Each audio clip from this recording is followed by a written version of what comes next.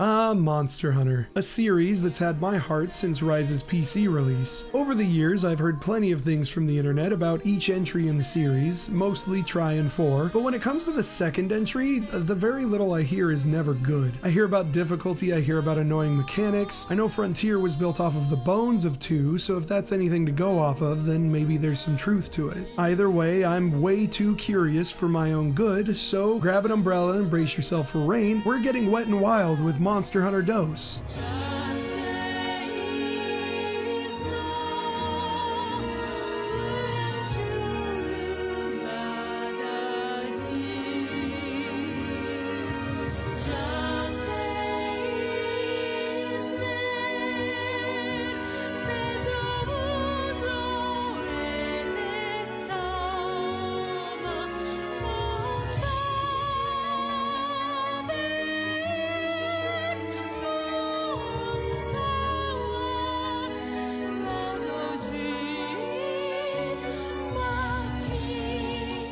Welcome to Jumbo Village, a small outpost established in the jungles of somewhere. I don't even know where I am, really. I was trying to get to Minegard and I ended up here. It's fortunate that we're here though, because the village chief, or at least the self-appointed leader of Jumbo, is looking to turn this bare-bones outpost into a bustling place to be out on the frontier, and needs the help of a hunter to ensure the safety of the village. We're the 10th hunter to respond to his summons, and so far all I've seen is myself here, so what happened to the other 9? Not to mention I got here on accident. Oh well, he doesn't need to know that. Minegard can wait.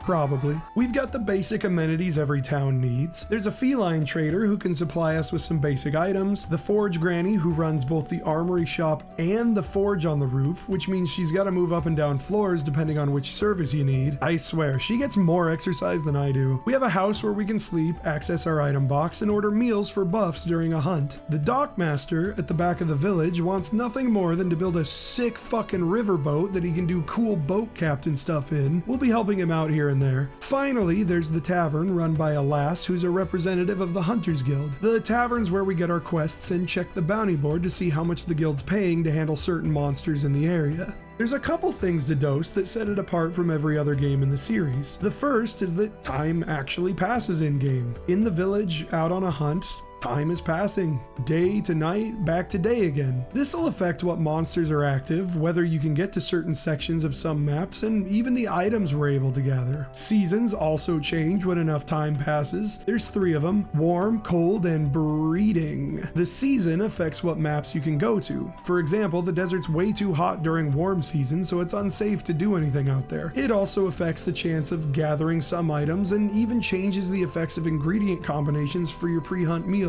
or side quests that villagers might have for us. They really went all in on these mechanics. It's honestly pretty impressive. Out the gate, it sells that hunting simulator vibe the first game was going for, and I'm here for it, despite some of the friction it creates. Back to our house for a sec. Our bed's got more use than just saving the game now. We can skip time to the next day or night. This isn't free though. You have to pay for cost of living. Skip one day or night and it's 400 zenny. To skip to the next season is 800 zenny. Honestly, I didn't use it too much unless I was after a specific item or monster tied to a certain day or season. I think the progression in this game is structured in a really interesting way. In every Monster Hunter I've ever played, and I'm pretty sure the entire series, you work your way up through tiers of quests as you prove yourself and get access to them. 1 star into 2 star into 3 star and so on. In Dose, it's far less about quest tiers and more about unlocking more places to go. Villagers will periodically have requests of you based on the season. Some are item deliveries, some are hunting quests. You can tell which are story progression by these red speech bubbles, and optional ones are blue. To tie into these requests, villagers have a hidden friendship stat that goes up whenever you complete a request. Raise villager friendship high enough and you'll get items, quests, or special events like a villager jump scaring you by standing in your house until you get home and asking if you want to share a meal with them. Similarly, completing the mandatory requests helps with building up the village, bringing more NPCs and vendors as Jumbo's notoriety grows. I really like this kind of progression, honestly. The idea of working together to build up a community, everyone chipping in to make a name for themselves, fulfill their dreams, or just support you and the other hunters that happen to take up residence. It's not without hard work, but it's worthwhile and meaningful. It leaves an impact. It's cozy to think about, and I fuck with it. Speaking of support, let's talk about the tools of our trade. The guild's made some advancements and has graced hunters with 4 new toys to take out into the field. First up, the bow. Kinda wild that we had bow guns before just the bow, but I can let it slide. Bows are a highly mobile gunner's weapon that charges up different shots depending on how long you hold your draw, kinda like hammer charge levels. Bows can charge up to level 3, 4 with certain armor skills, and depending on the bow and its shot allocation, can fire one of 3 different types of arrows. First, there's rapid, which fires 1 to 4 arrows in a tight cluster. Next is scatter, which fires 3 to 5 arrows in a fan. I didn't get a bow with scatter, so I don't have any footage. If you've played modern Monster Hunters and you know the bow, Thousand Dragons is basically the same thing. Finally, we have pierce, which fires a single arrow that can penetrate your target, hitting 3 to 6 times in the process. This is Dragon Piercer in the newer games. Next up, the longsword. This weapon was kind of already in Monster Hunter 1. There were greatswords that had large Odachi style models, but still had the greatsword's moveset. Now, certain parts of the greatsword's weapon trees have offshoots that become the longsword. It's much more mobile than the greatsword, with quick, wide-reaching swings and positional movement at the expense of doing less damage per swing. It's also got the spirit gauge, a bar that fills up every time you hit the monster. Fill it up and you've got yourself a nice attack buff for about 30 seconds. You can spend meter to do a spirit/combo, which does a bunch of damage and lets you armor through some attacks that would normally knock you over. Hunting horn. I don't know a lot about this one. I've only used it in Rise, and that version's different from every other game. It's an offshoot of the hammer. You press buttons to play songs, and those give buffs to yourself and your allies while smacking monsters in the face. Hunting horn mains, I celebrate you. It's one of the more cool and unique weapons to come out of a video game. Last up, the gun lance, an offshoot of, you guessed it, Lance, and most likely the brainchild of Werner from Wilds, who invented Wyvern Fire. What's Wyvern Fire? That's Wyvern Fire. The gun lance sports the defensiveness of the lance, but opted to strap a fucking gun to the pointy end for all your poke-poke-bang desires. There's 3 types of shells you can stick inside this thing. Normal shells of the highest capacity and the shortest range. Well, every shelling type is short range, i.e. right in front of the barrel. You're not going to be shooting monsters from across the map with this thing, that's for sure. Long shells hit at a longer range than normal, with a bit less ammo capacity, and wide shells have the smallest capacity but pop off in a fanning arc. I already showed you Wyvern Fire. It's a big charged blast that hits 4 times, and the damage is determined by your shelling level. It needs to cool down between blasts, but it doesn't take too long. You don't have to worry about carrying ammo with you. This thing can load and shoot as long as your sharpness is half decent. Dual blades are in here too, but they were introduced in Monster Hunter G as an offshoot of the sword and shield, so not really new to the series. If I go back to G, I'll cover them there. Alright, let's talk about quests, and what better example than our very first one, Explore the Jungle. This one's pretty similar to the first game. It's a test to see if you're really hunter material. Our main objective is to head out into the jungle and collect some special mushrooms. We also have 2 side quests to go along with it. We can choose to do these, or not, but every side quest completed gives us more supplies during a hunt, and more zenny and quest rewards after we've completed it. You can also choose to end a quest via side quest completion at the bed in the base camp. It's pretty handy if you run into trouble during a hunt and want to get out with at least something instead of taking 3 carts and losing all the resources you spent. The name of the quest kinda gives it away, but our first map is the jungle. Not the same one as the first game. This one's actually fun to run around in. This map got remade for Rise, and now that I'm running around through the original version of it, they did a pretty good job keeping the spirit of the map while also adding in a bunch of nooks and crannies for you to explore and find new shit in. Since we left for our quest at night, it's raining and the water level's risen, which means we're cut off from Area 10. Gonna have to come back in the daytime to see what's up there. Moving to Area 1, I spot a Bullfango. I only saw 1 or 2 of these in really out of the way parts of the first game, but I need to deal with it so I can explore around this area and... Ow! What the fuck? Look, I know I'm not wearing any armor here, but like...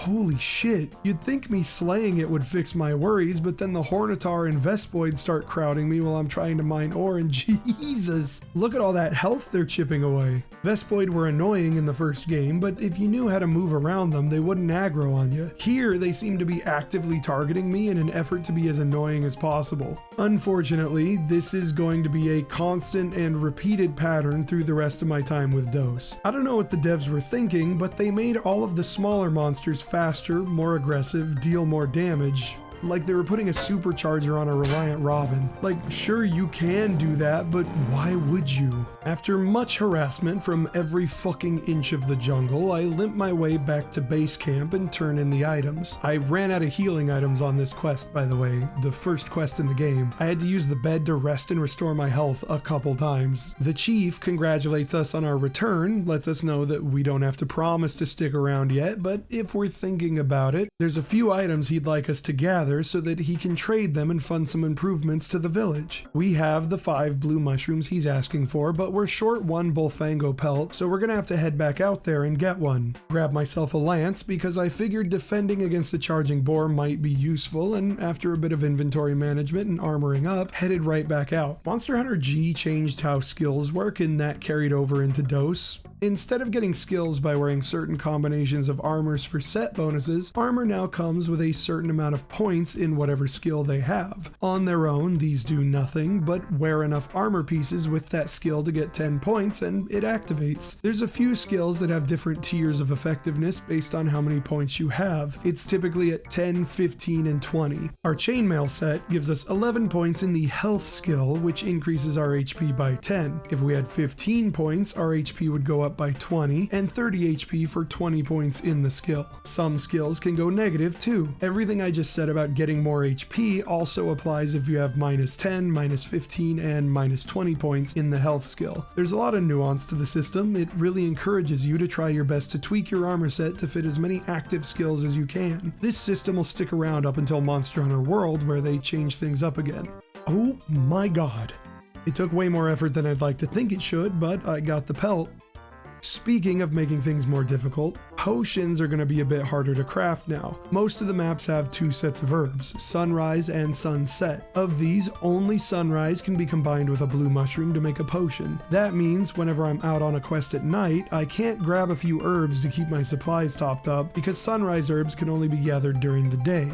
Back to the village, turning in the materials to the chief, he remarks that someday he'd like to hold a big festival to toast the success of Jumbo Village, but for now, it'll have to wait. Alrighty, more quests. Velocidrome, a familiar face and not much of an issue. I grabbed a greatsword and put that bitch in the blender, nothing new here. The drones tend to run in a constant loop around the different maps, so finding their loop and catching them is the hardest part about the hunt, which is to say it isn't. God damn, look at all these small monsters I'm needing to deal with on top of just getting swings in on Velocidrome. 2 Velociprey, 3 Vespoid, and a Hornitar swarming at once? This shit's packed tighter in a Mormon harem, and I don't have a lot of legroom in this small cave. Next up, Bulldrome.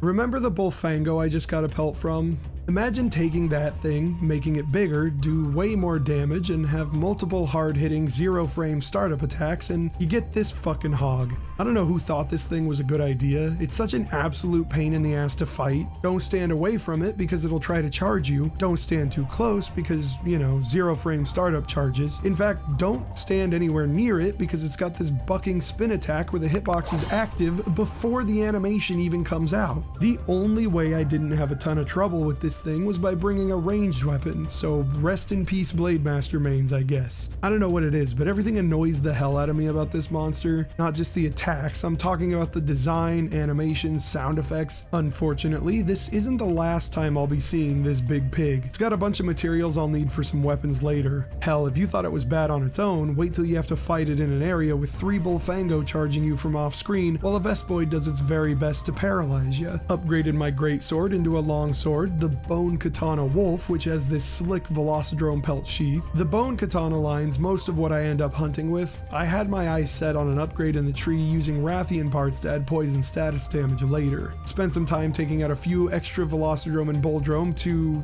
mixed results, and grabbed a few more upgrades. Ah, Yankutku, back so soon. I was wondering when the insta tailspins would return. I grabbed a gun lance ready to rotisserie this chicken, and he's quite a bit faster. Looks like they tweaked his behavior too. Some of the stuff I learned to do in the first game to manipulate which attack he'll do doesn't really work now. I was struggling and the small monsters weren't helping anything, so I completed one of the subquests and headed back to the village to reassess my options. I'd unlocked the desert and there was a Gendrome quest available. We've got a new desert map this time around too. Couple large open areas you need cool drinks for, one cave section that needs a hot drink and is flooded at night, and a smattering of smaller areas that don't need either. Couple things.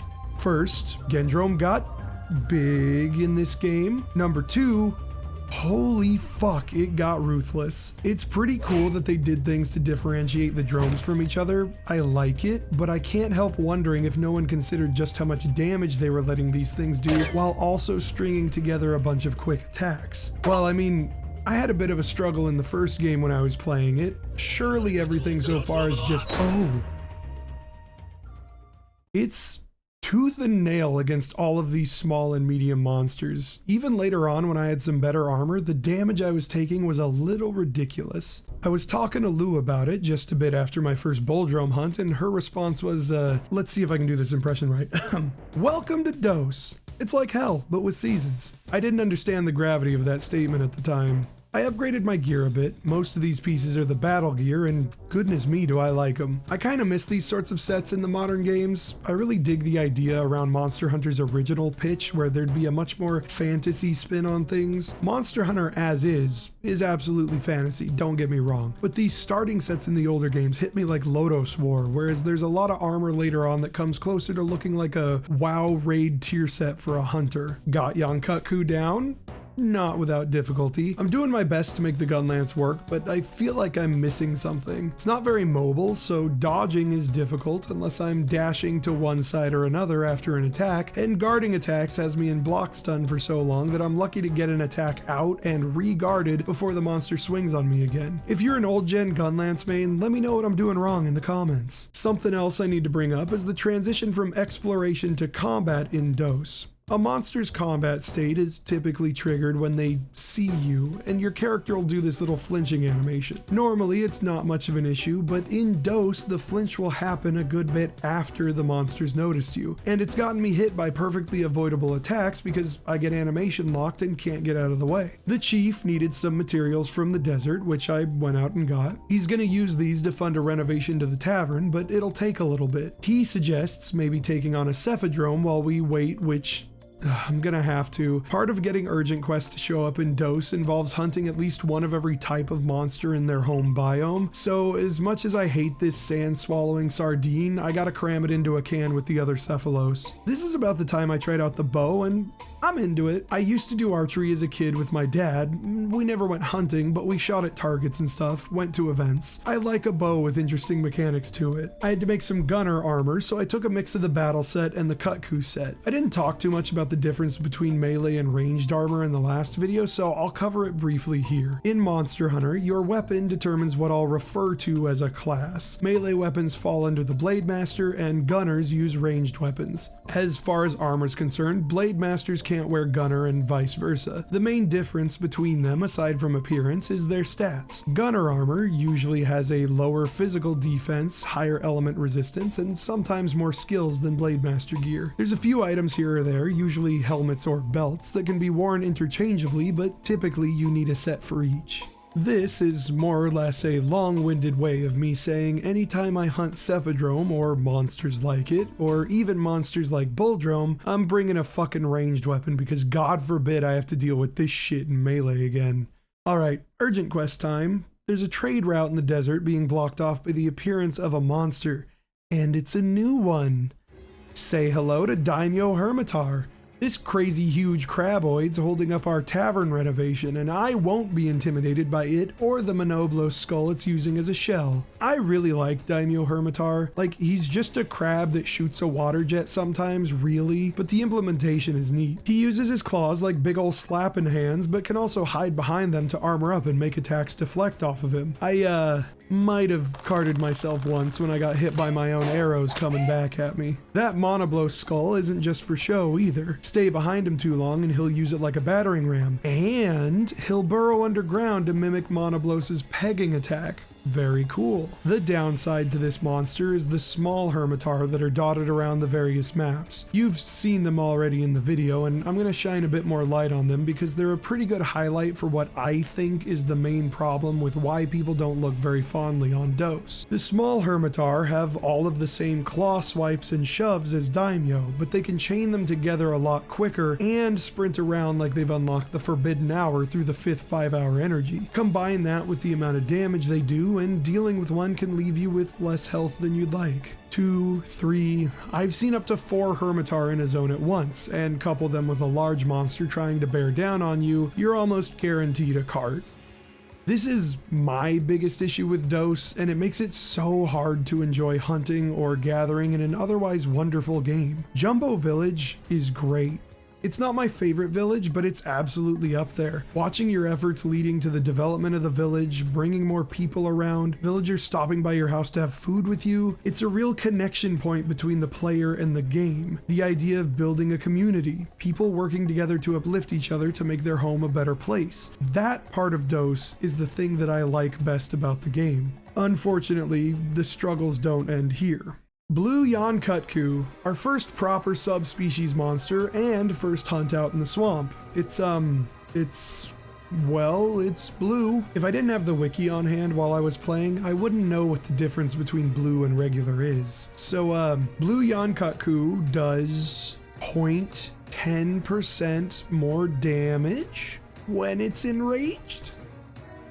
That's it. That's the entire difference between them.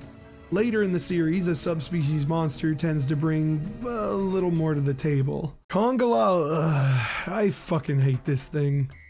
I'm not a big fan of monkey or ape-like monsters in general, outside of Rajang, I guess, but he earns it. Kongalala is just the ugly bastard Dojin tag made manifest. Everything about this monster is fucking gross, from the stinky status effect you get when he farts on you that prevents you from using healing items, to the fact that it digs way up inside its butt to throw literal shit at you. The only thing I like about this monster is its armor, and only because I was able to use it to make an approximation of my jacket in Wilds. They've shown up in some of the footage I've used already, but there's also small monsters related to Kongalala called Kongas. They charge, belly flop, fart, and have way too much fucking health for how disruptive they can be. Sometimes, foreshadowing is relatively obvious.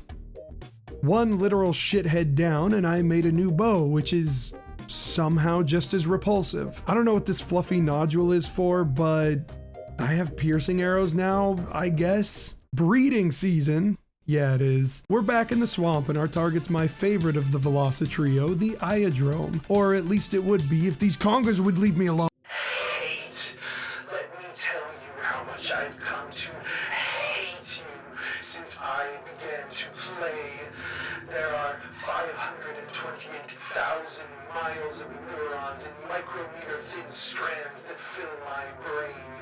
If the word hate was engraved on each nanoangstrom of those hundreds of thousands of miles, it would not equal 1/1,000,000th of the hate I feel for these monsters at this micro instant. For them, hate. What happened? I think I blacked out there for a sec. I made myself a full set of Hermitar armor because fucking look at it. This is the shit I'm talking about when I say early Monster Hunter gear hits me like Lodos War does. A little bit of Orson, a dash of Shiris. Yeah, this is good. Gypsaros, the big rubber chicken that I didn't get to in Monster Hunter 1. This is one of those monsters that shares an animation rig with Yonkutku, except it's big, rubbery, and lobs poison instead of fire. Oh, it's also got this hammer crest thing that it can clack against its beak to flashbang the shit out of everything around it. I'd like to say hunting this thing was no problem, but Well, you can see what's on the screen. Yeah, this thing also likes to play dead. Many a hunter have been felled getting lured into carving what they think is a slain Gypceros. Back to the desert, another monster I saw but didn't hunt in the first game. Say hello to Plesioth. Technically, Cephadrome's an offshoot of this thing, and they share a lot of the same stuff, just water instead of sand. I tried going at it with a bow, but eventually I settled for the heavy bow gun. It is so much easier to handle Plessy with a ranged weapon. I ate that hip check so many fucking times in GU that I'm just not gonna deal with it at this point. The thing that puts Plessy above Cephadrome for me is that you can fish it out of the water with a frog, which is like really funny. Grandpa always taught me it don't matter how big the fish is, you can always catch something with the right bait. Back in the village, dealt with a few quests and forgot to record them, mostly delivering items. The traveling trader Granny heard word about an elder dragon sighting, but wouldn't give us the info until providing her with a few supplies. Based on the information we were given, the village chief thinks it might be best to call in a friend of his from the guild. The Wyverian Madame is an expert on elder dragons from the Hunters Guild's observatorium. Every so often on a hunt, we've come across these balloons in the sky. These are part of the observatorium tracking elder dragon sightings and movement. We can wave at these balloons once per hunt to essentially get the effect of a psycho serum, revealing our target on the map for a brief time. She informs us that it's none other than a Kushala Daora, our flagship for the game, and that things are about to get incredibly difficult for Jumbo Village. We have two options: evacuate the village and sacrifice everything we've been building for, or repel the Elder Dragon. The choice seems obvious. Kushala apparently only comes out at night, and where it goes, torrential storms follow. It's been spotted in the jungle, and that puts it in close proximity to Jumbo Village. Too close. It needs to be pushed back and diverted somewhere else before we can even think about slaying it. The trouble with Kushala Daora is that it has this cloak of wind it drapes itself in. Makes it real difficult to hit while it's active because it'll knock you over and leave you open to attack. This soul mechanic left such an impression on me my first few times playing through World that Kushala has been my least favorite monster ever since. This was before I knew about mechanics like Elder Seal or his real weakness, Poison. Slap him with a little bit of Twitter discourse and that protective gust disappears like a southern Idaho summer day. I was kind of surprised at how quickly I managed to repel it from the jungle. Either the health threshold for repelling him is really small, or the lack of small monsters in the area meant I could just focus on him. We've pushed it back to the desert, but the Wyverian Madame's not even sure if we're doing any real damage to it. Elder dragons exist a bit outside the realm of typical monsters. Usually the abilities they can employ and the effects they have on the environment are borderline magical. Good rule of thumb in Monster Hunter is that the closer something looks to just an actual fucking dragon, the more dangerous it is. Well, I'm about as kitted out as I can be, so it's off to the desert to meet Kushala a second time. You know, Kushala and I might have gotten off on the wrong foot in World. It's kind of neat to fight here. Hell, even without poisoning it, sometimes that wind barrier drops and you can get in for some damage. Guess that makes Kongalala my new least favorite. I did get carded once in the desert. I was maybe feeling a little overconfident and wasn't taking it as seriously as I should have. Eventually though, we push him away and that's enough to unlock a new locale. Welcome to the Snowy Mountains, possibly my favorite map in the entire series. That I've played so far. I don't know what it is about this place. I like snowy areas in games and this map's layout is really straightforward to navigate. Plus, look at how pretty this view is. Yeah. Tried hunting a Blangonga, another big monkey who thankfully doesn't fart. Him and his Blangos are pretty agile and aggressive. He's got a donkey kick that takes me by surprise more often than not. Not much to say here, but while hunting him I did come across one of the best bugs I've ever experienced.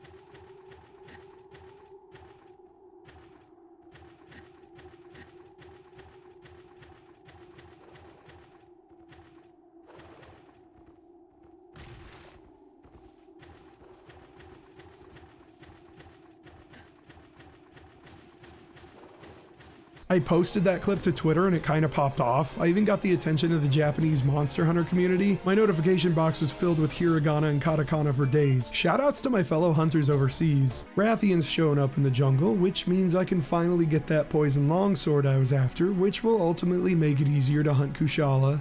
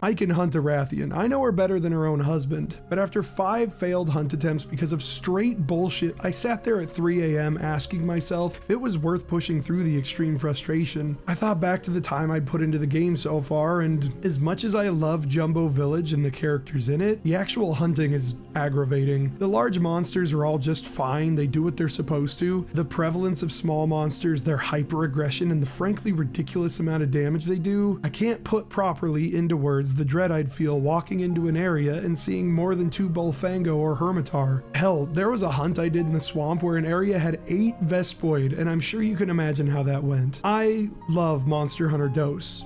Conceptually, building up Jumbo Village is super cozy, and seeing it change and grow thanks in part to my efforts is really neat. In practice though, getting to these moments is deeply frustrating in a way that had me changing my goals for this video throughout my playtime. I went from finish the village to slay Kushala Daora once to just dropping it after the final failed Rathian hunt. I don't know, maybe I'll try chipping away at it some more another time, but right now I'm not feeling it. I need a vacation.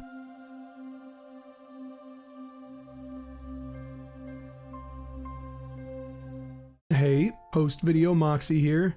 I wanted to say a big thanks for watching this far, and I also wanted to say thanks for all the support and kind words on my last video. I've been making videos and streaming off and on for about 10 years now, not on this channel, I had another one before this. As a kid, I'd always wanted to do some form of entertainment media, making people smile, and seeing even a small glimpse of that happening is really fulfilling for me. The channel's hit 100 subscribers, and that's really fucking sick. I'm humbled and honored that so many people give a shit about the stuff I have to say. I also lost my job the day after I posted my Monster Hunter 1 video. I know, timing's a bitch, right? I'm still trying to navigate that, but the support was really helpful in keeping my spirits up. I decided I'm hitting Portable 3rd next because I get the feeling 3 Ultimate's gonna be a whale of a video, and I need something chill after the stress Dose put me through before I dive into the deep end. Doodly Dork came in swinging with some sketches of Moxie not long after my last video, and I about fucking cried at how cute these are. Genuinely so adorable, and the ass is fat. Anyway, make sure to like the video if you enjoyed it, subscribe if you want to see more stuff from me. My socials and Strawpage are linked in the description, and